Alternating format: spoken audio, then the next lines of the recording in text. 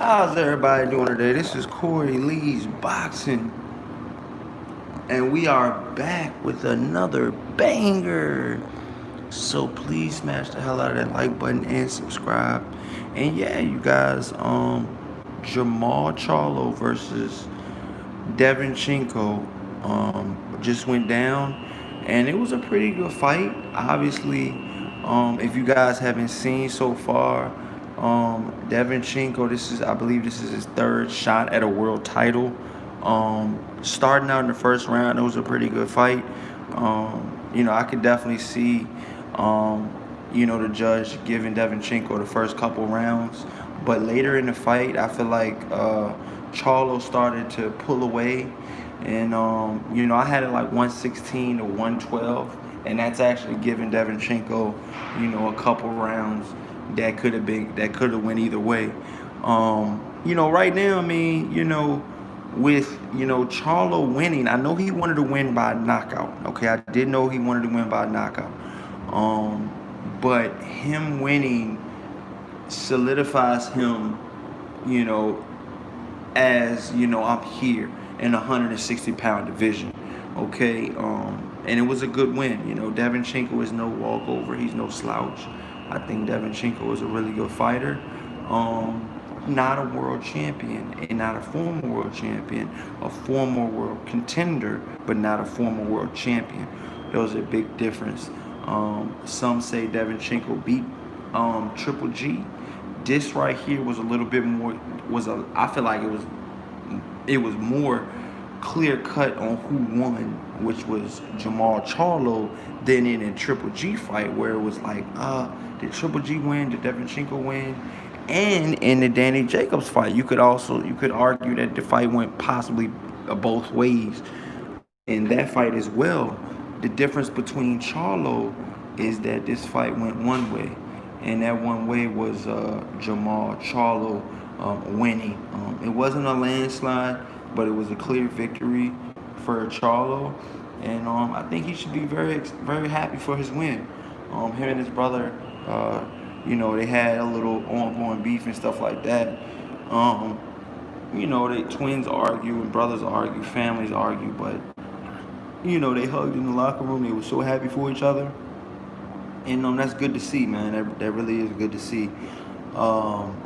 Moving forward, I really think that Charlo could fight, any of the top 160-pound contenders. A lot of 160-pound contenders or world champions moved up. You got Demetrius Andre, he moved up to 168, I believe. You got Billy Joe Saunders, he moved up to 168 as well, I believe. So, or matter of fact, Demetrius Andre might be at 160. I'm not exactly 100% sure on that. But either one of those fights would be good for Charlo. A Canelo fight would be also a good fight for Charlo. Either way you cut it, I think Charlo needs to definitely, stay at that level or even higher of opponents. At 160 pounds, I want to see him fight the best. He could definitely unify with any of the other champions at 160. We got to see him fight, the best fighters out there. You know what I mean? And, if that has to be Canelo Alvarez, let it be. Canelo Alvarez versus Charlo would be a damn good fight. I'll pay to see that fight. But yeah, man, pretty much, I'm going to be honest. I think Charlo boxed well. I think if this was a 15-round fight, he could have possibly got derevyanchenko out of there. But this was a 12-round fight. As you know, they don't do 15-rounders anymore. But you could tell he was breaking them down to the body. And you can tell that derevyanchenko definitely slowed down a little bit towards the end of the fight. But like I said, it was a really good win for Charlo. Maybe not that impressive as a lot of people wanted to see him knock derevyanchenko out. I thought he did well. The showcase that he did show us, this is prize fighting at the end of the day, and his pay would dramatically drop if he lost this fight to derevyanchenko. There would be no more pay-per-view, and that goes for his brother as well. So he got the win. he can move forward. He can be happy about it, or he could, go to. I'm pretty sure he's gonna go to the gym and work on some things. And yeah, man, we need to see him unified next, or we need to see him fight a top 10 or top 5 contender, minimum. That's at the least he can do first.